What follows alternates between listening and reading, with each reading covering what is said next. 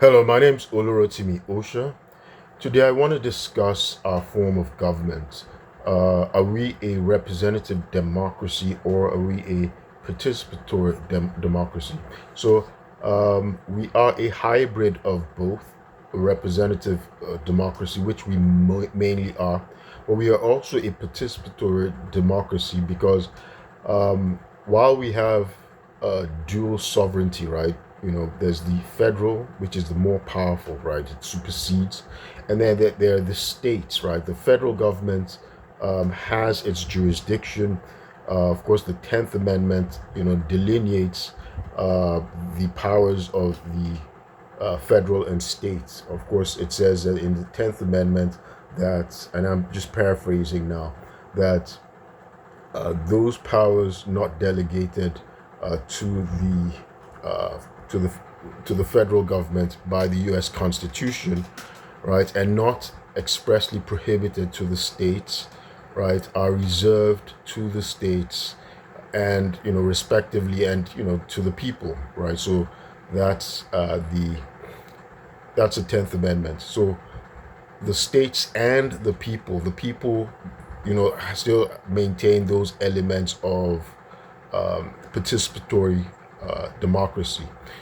So in our federal government, we've elected people, right? We've elected officials, representatives to represent us in the government. I mean, think about it. Today we are over 350 million people in America. Everybody cannot have, cannot expressly have a vote on every issue, cannot directly debate and participate on every law, every bill, every transaction that's executed in America, right? So, as the idea of a democracy in a republic, at least back then when it was practiced amongst the Greeks in Athens, that was the idea.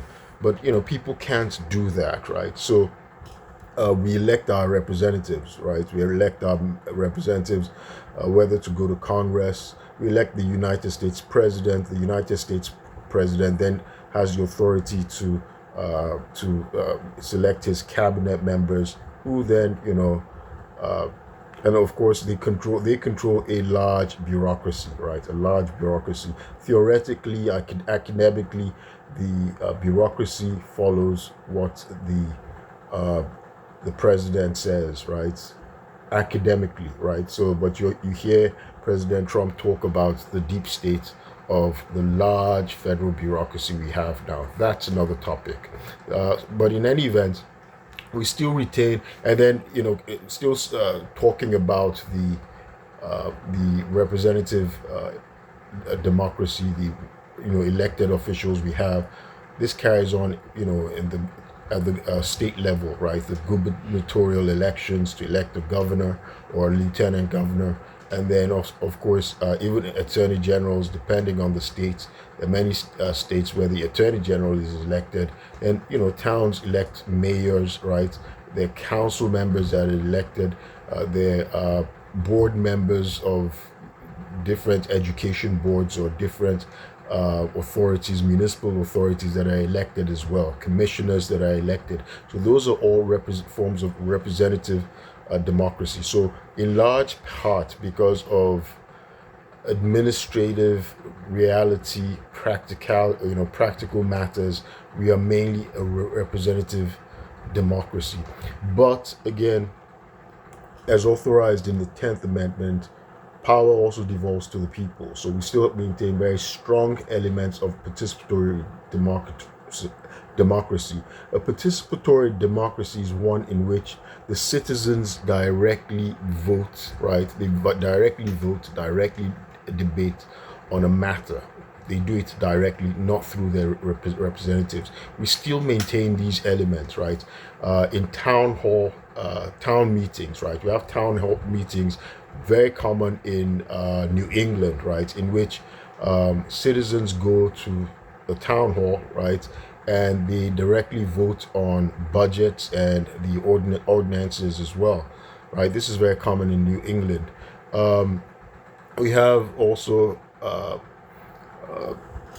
We have ballot initiatives and referendums. I think at least 24 states still have ballot initiatives and representatives in which citizens can bypass the legislature, right?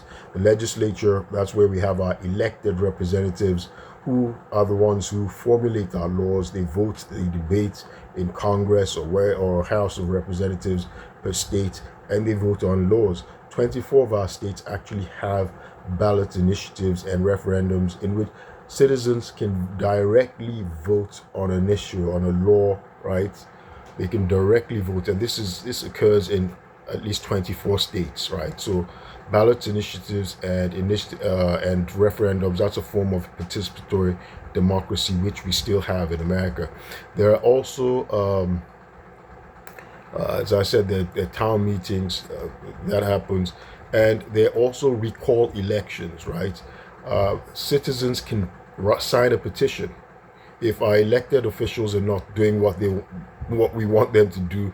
Citizens can sign a petition to recall um, an official from completing their term of office, because when we elect officials, they have a stated term. Whether it's a governor, they have 4 years, right? I think we've done it in a state. I think we did it in California, right? In California, the governor was recalled. There have been several states where they can vote, and then they can recall an official and vote for a new person, so they can replace an official, remove an official from office. That's citizens. They can do it directly. Remove an official from completing their term and replace him with another one, right? So that's a form of participatory democracy which we have. And of course, community organizing is a form of participatory democracy. Barack Obama was famous for being a community organizer. So despite the fact that he went to 2 Ivy Leagues, graduated from law school, Harvard Law School, could have made a truckload of money, he chose to be a community organizer. And I remember Sarah Palin, who was a mayor, an elected official, she was mocking him for being a community organizer. That community organizing led him to the presidency, because he knew how to talk directly to the people. He knew he wasn't tone deaf. He knew how to stay in touch with the grassroots. So grassroots organizing, that's a form of participatory democracy. When the grassroots, for instance, grassroots lobbying, right? When they lobby, they organize, they're volunteer-led groups in which they can organize on a specific issue that concerns them, and they lobby, they lobby themselves, right, to pressure their lawmakers to vote a certain way, or to adopt a policy. So grassroots lobbying, that's a form where they directly influence the decisions of policymakers. That's a form of participatory democracy. Now, another very vital form of participatory democracy that's constitutional is in civil disobedience, protests and civil disobedience, right? This is protected in our First Amendment: the right to protest, the right to assemble, petition the government, right, for redress of grievances. I don't know if people remember Occupy Wall Street. This was in 2011. Occupy Wall Street, September 2011, when citizens in New York, the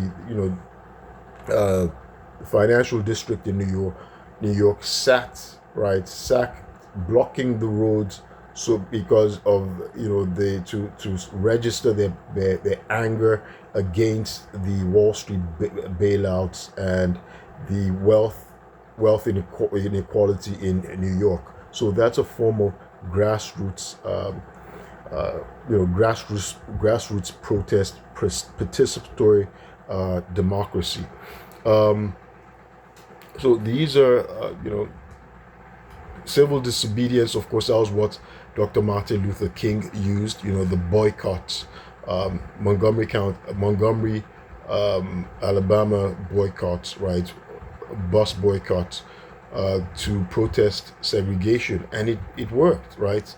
Dr. Martin Luther King, led that in the civil rights movement, the march, to Selma, right? Eventually, it caused the desegregation of in the South, right? Desegregation of buses, because it caused a severe, it had an adverse economic impact, right, on the businesses in the South, and eventually these businesses were forced um, to desegregate, and the states themselves, they implemented laws, issued new laws desegregating in the South, right? So these are the elements, examples of participatory democracy, and it's part of our constitution. It's constitutional. Um, I did a video earlier talking about why Nigerians don't make good citizens, and I'll do another video explaining, uh, you know, uh, these elements of democracy which Nigerians do not practice. Um, so strong engagement. Again, like I said, community organizing. Volunteer-led volunteer-led engagement, involvement, whether it's participating in in um, in advocacy for reforms on education, on housing, fair housing, on safety, right? So these are all forms of participatory democracy, which America still maintains through its grassroots, right? Even though we are mainly a representative democracy, as a practical matter, we elect our representatives, our officials, to represent us in government. So my name's Olurotimi Osha, and I'll keep you posted. Thank you.